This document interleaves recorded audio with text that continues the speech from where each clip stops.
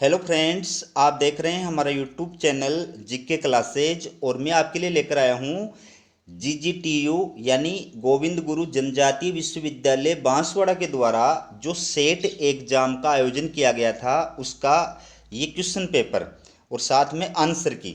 दोस्तों, आपको पता है कि सेट एग्जाम की आंसर की जीजीटी यूनिवर्सिटी के द्वारा पूर्व में जारी की जा चुकी थी और आज यानी 15 मई को जीजीटी के द्वारा रिवाइज्ड आंसर की जो है वो जारी की गई है।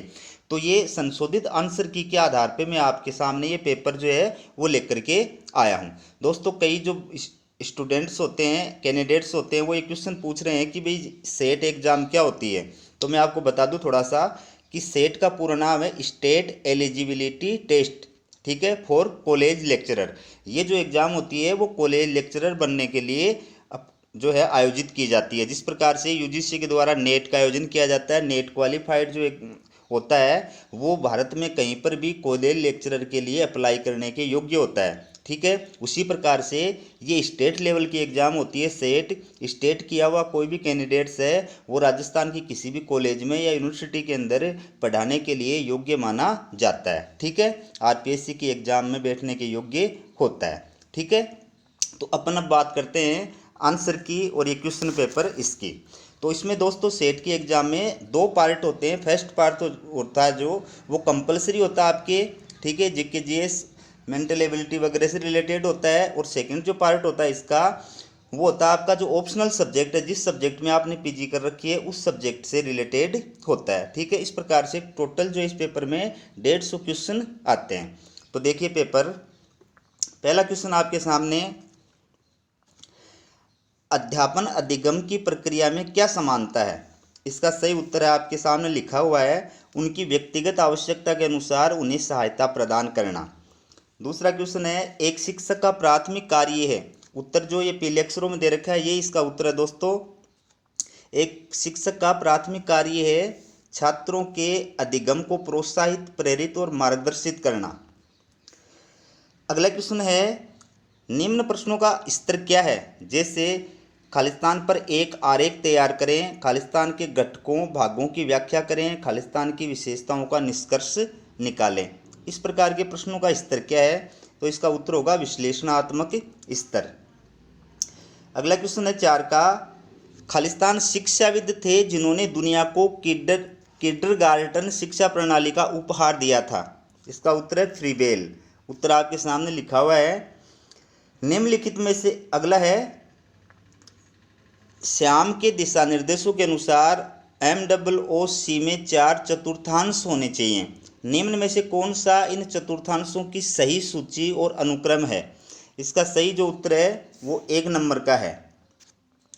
अगला क्वेश्चन देखिए, निम्नलिखित में से कौन सा गुणात्मक शोध का उदाहरण नहीं है। इनमें से गुणात्मक शोध का उदाहरण सर्वेक्षण नहीं है।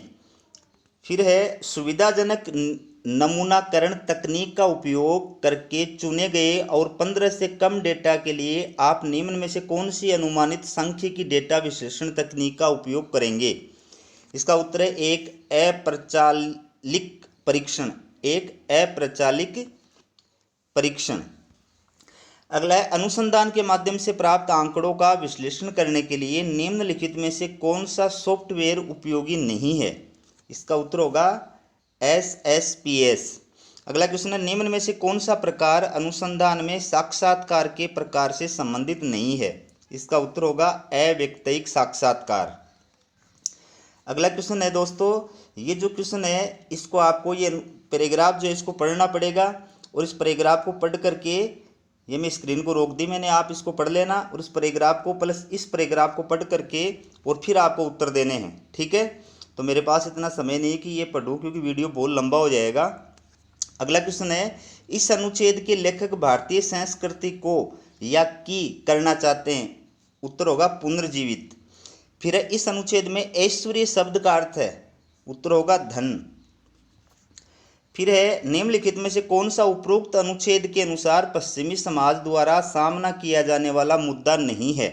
उत्तर होगा ईश्वर में विश्वास की कमी। ऊपर जो पैराग्राफ दिया हुआ है उसके अकॉर्डिंग आपको ये उत्तर बताने हैं, ठीक है। अगला क्वेश्चन है, गोएथे के अच्छे परिचय के बिना कोई भी जर्मन शिक्षा पूर्ण नहीं मानी जाती है। अनुच्छेद की इस पंक्ति से आप क्या समझते हैं? उत्तर होगा लेखक शिक्षा में कला और संस्कृति के शिक्षण पर बल देता है। लेखक के अनुसार हमारी शिक्षा प्रणाली अराष्ट्रीयकरण कर रही है, क्योंकि उत्तर है इसका चौथे नंबर का यह सभी। दोस्तों थोड़ा सा मेरे से भूल हो गई, मैं आपको ये बता दूं कि इसमें जो 9 नंबर का क्वेश्चन है, इस क्वेश्चन को रिवाइज जो आंसर की जारी की गई है, संशोधित जो आंसर की जारी की गई है, उसमें 9वें क्वेश्चन का उत्तर जो है वो सी और डी दोनों माना गया है। सी और डी दोनों माना गया। ठीक है, अब आगे बढ़ते हैं। अगला जो क्वेश्चन है, एक सम्मेलन या एक बैठक या यहाँ तक कि एक मेला या जुलूस एक संचार घटना है। समाचार पत्र, रेडियो, सिनेमा और टेलीविज़न संचार माध्यम हैं। फोन, कंप्यूटर, उपग्रह और इंटरनेट संचार खालिस्तान हैं। उत्तर होगा प्रौद्योगिकियाँ। अगला क्वेश्चन है 17 का, संचार में व्याख्या प्रक्रिया यानी समझने का प्रयास खालिस्तान में होता है। उत्तर होगा प्राप्तकर्ता, रिसीवर। 18 का क्वेश्चन है, जो अधिक चिंता का विषय वह खालिस्तान का प्रभाव है जो कार्यक्रमों, समाचारों और कार्टूनों में हिंसा के दृश्यों को बार बार दिखाने के परिणाम स्वरूप हो सकता है। इसका उत्तर होगा असंवेदीकरण। 19वां जो क्वेश्चन है, ये संशोधित आंसर की के अंदर देखिए 19वें क्वेश्चन के उत्तर को, पर्यावरणीय तनाव, प्रतिस्पर्धी उद्दीपन, व्यक्तिपरक तनाव किसके उदाहरण हैं? इसका उत्तर होगा शारीरिक बाधा के। अगला क्वेश्चन है, इशारे, गुरगुराना और मुंह बनाना किसके उदाहरण हैं? उत्तर होगा गैर मौखिक संचार के। फिर अगला क्वेश्चन देखिए, ये मैथ का क्वेश्चन है दोस्तों, इसको पढ़ लेना, ये बी नंबर का उत्तर इसका आएगा। ठीक है, ये अगला भी मैथ का है, तर्क शक्ति का है, इसका 600 उत्तर आएगा।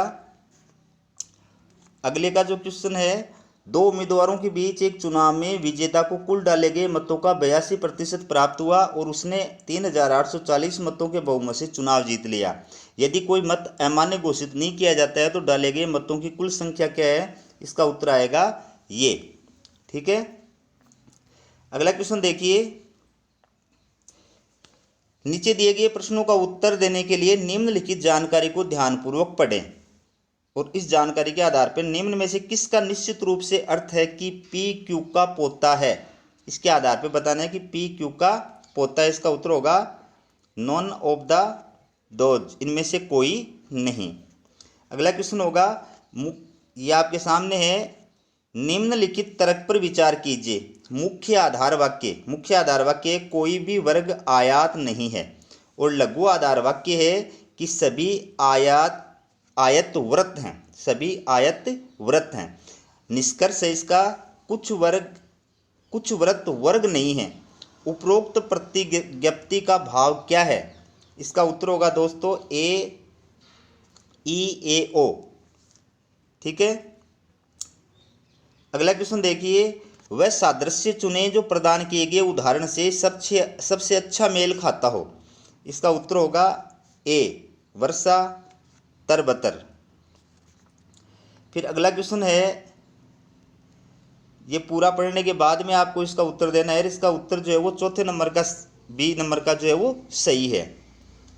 अगला क्वेश्चन 29 का, दूसरे व्यक्ति पर चाकू मारने वाले को गिरफ्तार किया जाना चाहिए। ऑपरेशन करते समय सर्जन दूसरे व्यक्ति को चाकू घोंपता है, इसलिए सर्जनों को भी गिरफ्तार किया जाना चाहिए। दिए गए तर्क में कौन सी भ्रांति है? उत्तर है दुर्घटना का भ्रम। ठीक है, अगला क्वेश्चन देखिए, 30 नंबर का क्वेश्चन है, न्याय प्रणाली के अनुसार व्याप्ति यानी सहयोग के संदर्भ में निम्न में से कौन से कथन सत्य हैं? इसका उत्तर होगा केवल बी, सी और डी। बी, यह व्यक्तियों के वर्गों के बीच संबंध व्यक्त करता है। सी, इसे दो चीज़ों के बीच मौजूद कहा जा सकता है यदि वे कारण और प्रभाव के रूप में संबंधित हैं। और डी, इसे दो चीज़ों के बीच अस्तित्व में भी कहा जा सकता है यदि वे प्रजाति और वंश के रूप में संबंधित हैं। अगला क्वेश्चन है 31 से 35 तक। ये जो तालिका दी गई, इस तालिका को आपको समझना है। ठीक है, और इसके बाद में इन प्रश्नों का उत्तर देना है। ठीक है, तो उत्तर जो पीले रंग में दिए हुए हैं ये इनके उत्तर है, आप देख लो इनको, क्योंकि मैं पढ़ूंगा तो फिर बहुत टाइम लगेगा, आप स्क्रीन को रोक करके समझ लेना। ठीक है। तो मैं थोड़ा सा अब इसमें ये और आपको बता देता हूँ कि 34 और 35 का ये जो क्वेश्चन है दोस्तों, 34 और 35 का, ये 34 नंबर का क्वेश्चन है और ये 35 नंबर का क्वेश्चन है। इसमें जो उत्तर माना गया है ये गलत माना गया है, तो जीजीटी यूनिवर्सिटी ने क्या किया, इसको इसमें बोनस अंक दिया है दोनों के अंदर, 34 नंबर के क्वेश्चन में भी 35 नंबर के क्वेश्चन में भी बोनस नंबर दिया है। ये उत्तर गलत माने गए हैं दोनों के, ठीक है। अगला क्वेश्चन है, निम्नलिखित में से कौन सा या कौन से कथन क्यूआर कोड के बारे में सही हैं? तो उत्तर होगा केवल सी। इसका उत्तर क्या होगा, केवल सेकंड, यानी यह एक द्विविमीय बारकोड है। फिर वीडियो कॉन्फ्रेंसिंग में आमतौर पर किस वीडियो कंप्रेशन स्टैंडर्ड का उपयोग किया जाता है? इसका उत्तर होगा H.264, ठीक है। अगला क्वेश्चन है, खालिस्तान उच्च शिक्षा में भारत सरकार की एक डिजिटल पहल है जिसका उद्देश्य कॉलेजों में रोबोटिक्स और एम्बेडेड सिस्टम को सीखने को बढ़ावा देना है। इसका उत्तर होगा ई यंत्र। अगला है, राष्ट्रीय संस्थागत इंस्टीट्यूशनल रैंकिंग फ्रेमवर्क क्या है? उत्तर होगा बी नंबर का, भारत में उच्च शिक्षण संस्थाओं की रैंकिंग के लिए एक कार्य प्रणाली। किसी संगठन के लिए इंट्रानेट स्थापित करने के लिए क्या आवश्यक है? ये सभी आवश्यक है। चौथे नंबर का उत्तर इसका सही है।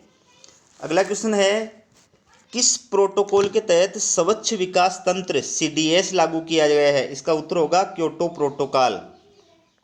42 का है, परिमाणित उत्सर्जन कटौती क्रेडिट दर्शाता है। इसका उत्तर होगा सी, वायुमंडल में उत्सर्जित कार्बन डाइऑक्साइड के 1 मीट्रिक टन में कमी। 43 का है, फसलों को उनके जल पदचिह्न के लिए आरोही क्रम में व्यवस्थित करें। इसका उत्तर होगा 1 नंबर का, गेहूं से बड़ी चावल, चावल से बड़ी कॉफ़ी, यानी जल की ज़्यादा मात्रा गेहूं से ज़्यादा चावल को चाहिए, चावल से ज़्यादा कॉफ़ी को चाहिए, ठीक है। फिर ग्लोबल वार्मिंग क्षमता के संदर्भ में कितने किलोग्राम CO2 1 किलोग्राम CH4 के बराबर है? इसका उत्तर होगा 25 नंबर का। 45 का क्वेश्चन है, पर्यावरण और विकास पर संयुक्त राष्ट्र सम्मेलन जिसे पृथ्वी शिखर सम्मेलन के नाम से जाना जाता है, खालिस्तान देशों के प्रतिनिधियों को पर्यावरण पर मानव खालिस्तान गतिविधियों के प्रभाव के बारे में चर्चा करने के लिए एक साथ लाया गया। उत्तर होगा 179 देश थे और सामाजिक आर्थिक गतिविधियों के प्रभाव के बारे में चर्चा करने के लिए एक साथ लाया गया था। भारत के अधिकांश राज्यों में राज्य सरकार के विश्वविद्यालयों के कुलपति की नियुक्ति किसके द्वारा की जाती है? उत्तर होगा राज्य के माननीय राज्यपाल के द्वारा, ठीक है। राज्य सरकार की विश्वविद्यालयों के कुलपति की नियुक्ति किसके द्वारा की जाती है? राज्य के माननीय राज्यपाल द्वारा। अगला है, भारत में ऑनलाइन शिक्षण मंच कौन से हैं? उत्तर होगा फर्स्ट, सेकंड, थर्ड। ऑनलाइन शिक्षण मंच दीक्षा भी है और आपका स्वयं भी है और 4th नंबर का स्वयं प्रभा भी है। अगला क्वेश्चन है, ज्ञान के सभी विषयों में स्कूली शिक्षा और उच्च शिक्षा के सभी स्तरों के लिए पाठ्यक्रम तैयार करने में निम्न में से कौन सी संस्था या संगठन महत्वपूर्ण भूमिका निभाते हैं? इसका उत्तर होगा फर्स्ट, सेकंड, थर्ड, फोर्थ, यानी सभी। NCERT भी, UGC भी,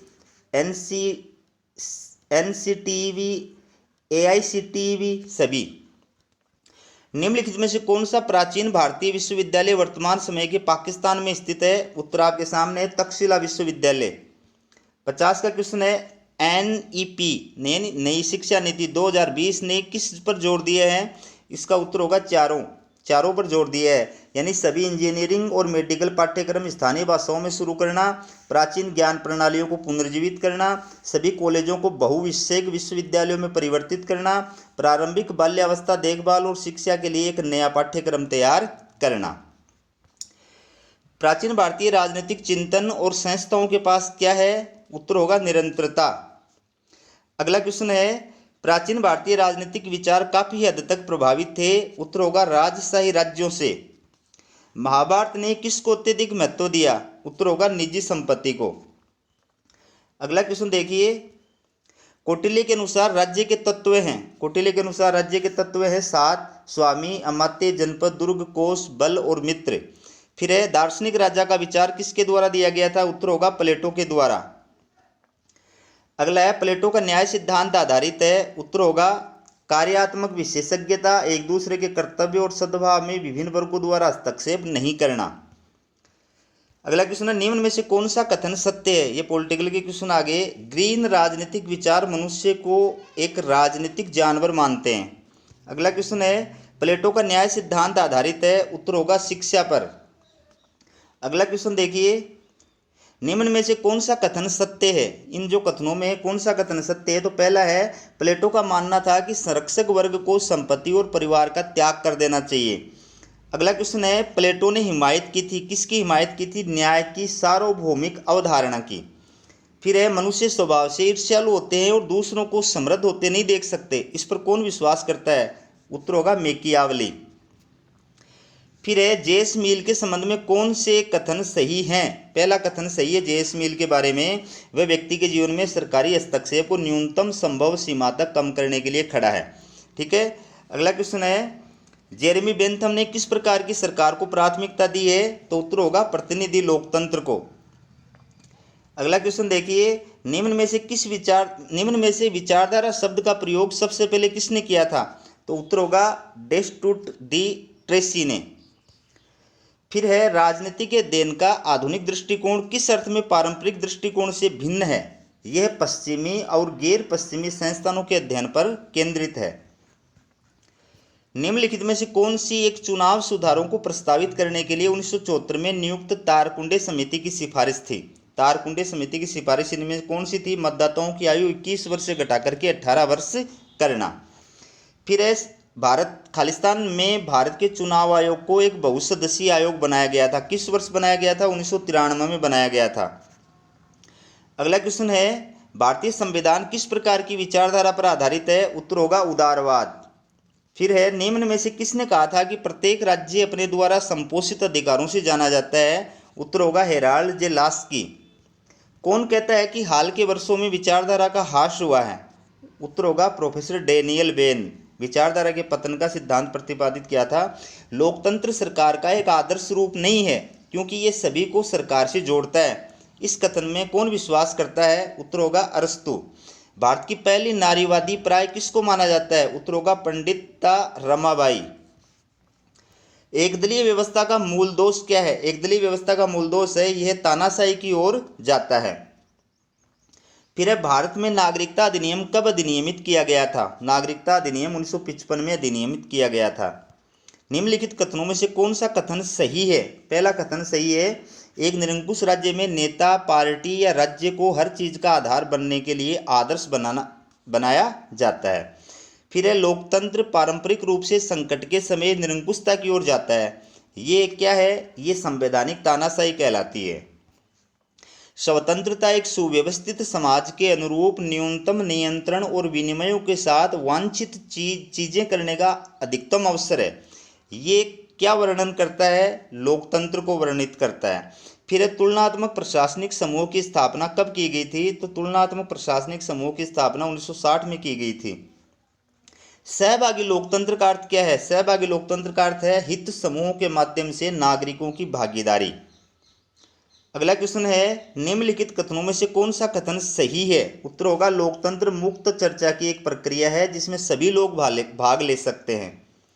डेविड स्टन के राजनीतिक व्यवस्था के मॉडल में उत्तर होगा 4 नंबर का, यह लगातार अपने वातावरण से चुनौतियों के अधीन है। डेविड एप्टर सरकारों का वर्णन किस आधार पर करते हैं? उत्तर होगा पदानुक्रम की डिग्री और मूल्यों की प्रणाली। रॉबर्ट हेल का राजनीतिक व्यवस्था का मॉडल एक स्कीमा प्रस्तुत करता है जिसमें उत्तर होगा वास्तविक प्रणालियों को सामाजिक और राजनीतिक प्रक्रियाओं के बीच संबंधों की विविधता के अनुसार वर्गीकृत किया जा सकता है। फिर G.A. आलमंड के मॉडल में राजनीतिक व्यवस्था का वर्णन किया गया है। उत्तर होगा भूमिकाओं को पूरा करने के संदर्भ में सभी राजनीतिक गतिविधियां। किसको क्या कब और कैसे मिलता है? राजनीति है। ये किसने कहा था? हेराल्ड डी लॉसवेल ने। सुशासन में शामिल है। सुशासन का मतलब क्या होता है? पारदर्शिता, जवाबदेहिता और कानून का शासन। व्यक्तिगत अधिकारों का कानूनी सिद्धांत खालिस्तान पर आधारित है। उत्तर होगा राज्य की शक्ति के संदर्भ में अधिकारों का विवरण। अगला है 1909 के भारतीय परिषद अधिनियम ने पहली बार क्या पेश किया था? उत्तर होगा सांप्रदायिक प्रतिनिधित्व। फिर है प्रशासन में अपनी बेहतर स्थिति और अधिक भूमिका के पक्ष में विशेषज्ञों द्वारा तर्क दिया गया है। क्या दिया गया है? सामान्यज्ञता सभी नीति निर्माण निर्णयों के लिए उपयुक्त नहीं है। 73वें और 74वें संविधान संशोधन अधिनियम के तहत किन संस्थाओं की स्थापना की जानी है? उत्तर होगा राज्य वित्त आयोग, जिला योजना समिति, महानगरीय योजना समिति। संघ का सार्वजनिक ऋण हिस्सा है? उत्तर होगा पूंजी राजस्व।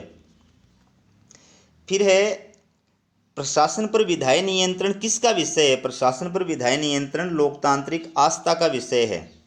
पंचायतों द्वारा खातों के रखरखाव और ऐसे खातों की लेखा परीक्षा के संबंध में प्रावधान कौन करता है? उत्तर होगा राज्य के विधानमंडल।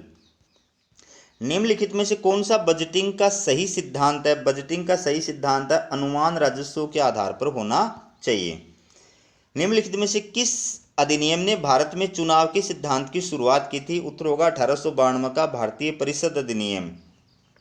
लोक प्रशासन में सिस्टम दृष्टिकोण को इस रूप में भी जाना जाता है? उत्तर होगा आधुनिक सिद्धांत।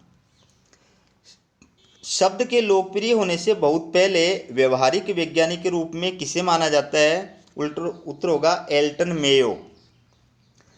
अगला क्वेश्चन है लोक प्रशासन में सत्ता के कौन से स्रोत हैं? उत्तर होगा संविधान, प्रतिनिधियायन और कानून।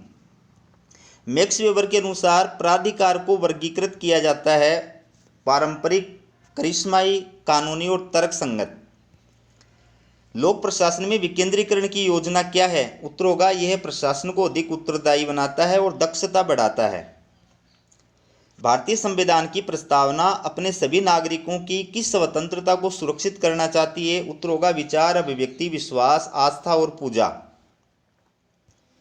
फिर है भारतीय नागरिकों के मौलिक अधिकार संबंधित हैं? उत्तर होगा सी स्वतंत्रता, समानता, संवैधानिक उपचार और शोषण के खिलाफ अधिकार। भारतीय संविधान में पंचायतों को कितने कार्य सौंपे गए हैं? उत्तर होगा 29 कार्य या 29 विषय। भारतीय संविधान की अनुसूची 5 खालिस्तान को छोड़कर सभी राज्यों के आदिवासी क्षेत्रों पर लागू होता है? उत्तर होगा असम, मेघालय, त्रिपुरा और मिजोरम। भारतीय संविधान की अनुसूची 12 खालिस्तान को शक्तियां, अधिकार और उत्तरदायित्व प्रदान करती है? किनको? नगरपालिकाओं को। निम्न में से कौन सी संवैधानिक संस्थाएं हैं? इनमें से संवैधानिक संस्थाएं हैं सीएजी, चुनाव आयोग और भाषा आयोग। ठीक है। अगला क्वेश्चन है एवी डायसी के अनुसार संविधान के निर्माण का आधार क्या है? उत्तर होगा मौलिक मानवाधिकार। निम्नलिखित में से कौन सी संवैधानिक संस्थाएं हैं? इनमें से संवैधानिक संस्थाएं चुनाव आयोग, यूपीएससी, जीएसटी परिषद, राज्य वित्त आयोग। भारतीय संविधान में राज्यों और संघ के बीच कार्यात्मक विभाजन किसके द्वारा किया जाता है? उत्तर होगा अनुसूची 7 के द्वारा। फिर है 5/8/2019 को भारतीय संविधान के अनुच्छेद 370 इससे संबंधित कथन कौन सा है? बदल दिया गया, वास्तव में अप्रभावी बना दिया गया है और अभी भी संविधान में बना हुआ है। अगला क्वेश्चन है किसके लिए संविधान में संशोधन करने की संसद की शक्ति राज्यों द्वारा प्रतिबंधित है? उत्तर होगा अनुच्छेद 54, अनुच्छेद 55, अनुच्छेद 73, अनुच्छेद 162 और अनुच्छेद 241। इनमें संशोधन करने के लिए आधे राज्यों की सहमति आवश्यक है। आसियान के सदस्य देशों ने किस खतरे के बारे में एक आम धारणा साझा की है? उत्तर होगा साम्यवाद। कि विश्व व्यापार संगठन के ढांचे के भीतर भारत ने किस लिए लगातार प्रयास किए हैं? उत्तर होगा अमीर देशों द्वारा कृषि सब्सिडी में कमी। 2013 में विश्व व्यापार संगठन में भारत द्वारा किस संधि को स्वीकार कर दिया गया था? उत्तर होगा व्यापार सुविधा समझौता TFA। फिर अंतर्राष्ट्रीय राजनीति में किस संगठन को विश्व सरकार की बैकडोर एंट्री के रूप में जाना जाता है? उत्तर होगा विश्व व्यापार संगठन। निम्नलिखित कथनों में से कौन सा कथन सही है? उत्तर होगा भारत के पास संयुक्त राज्य अमेरिका और यूरोपीय संघ के साथ व्यापार अधिशेष है। निम्नलिखित कथनों में कौन सा सही है? उत्तर होगा विश्व व्यापार में भारत की हिस्सेदारी 1991 से बढ़ रही है। लोकतंत्र में लोग जवाबदेही की मांग कैसे करते हैं? उत्तर है नागरिक समाज कार्यों के माध्यम से। राष्ट्रीय हरित न्यायाधिकरण की स्थापना कब हुई थी? उत्तर होगा 2010 के अंदर। फिर है भारत के संविधान में 42वें संशोधन द्वारा किसकी स्थापना का प्रावधान किया गया है? उत्तर होगा प्रशासनिक न्यायाधिकरण। रॉबर्ट डहेल लोकतंत्र के साथ कैसा व्यवहार करते हैं?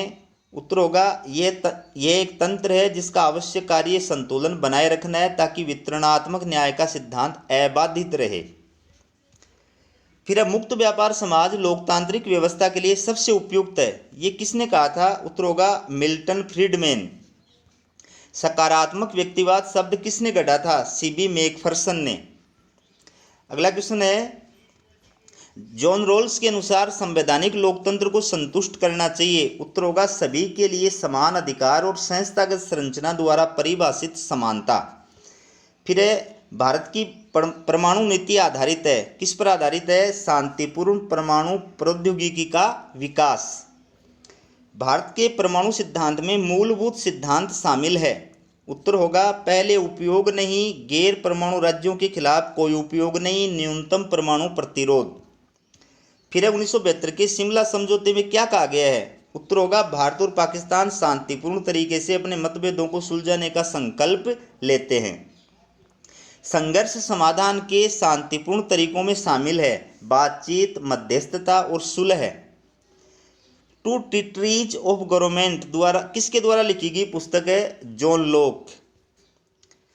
भारतीय संविधान की कौन सी विशेषता गैर संघीय के रूप में इसका प्रतिनिधित्व करती है? मजबूत केंद्र और एकल नागरिकता। लोकतंत्रों को एंग्लो अमेरिकन और महाद्वीपीय यूरोपीय प्रकारों में किसने वर्गीकृत किया है? उत्तर होगा ग्रेबियल आमंड ने। फिर है ग्रेबियल आमंड के मॉडल में एंग्लो अमेरिकन राजनीतिक प्रणाली में उत्तर होगा व्यक्तिगत स्वतंत्रता और जन कल्याण के आधार पर बहुमूल्यवान राजनीतिक संस्कृति द्वारा अभिलक्षित है।